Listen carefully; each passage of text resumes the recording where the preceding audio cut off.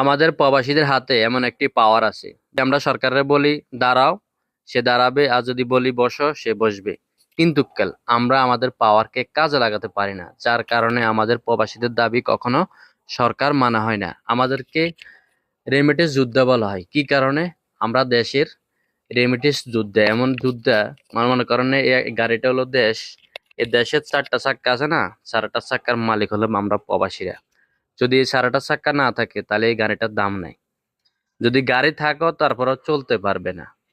আমরা যদি রেমিটেন্স বন্ধ করে দিই, আমাদের যদি একটি কমিটি থাকে আমাদের দাবি নিয়ে কথা বলার জন্য, আর আমরা যদি সেই কমিটিতে সবাই সমর্থন করি, তাহলে আমাদের এমআরপি পাসওয়ার্ড তো শুধু সামান্য একটা ছোট বিষয়, ইস্যু।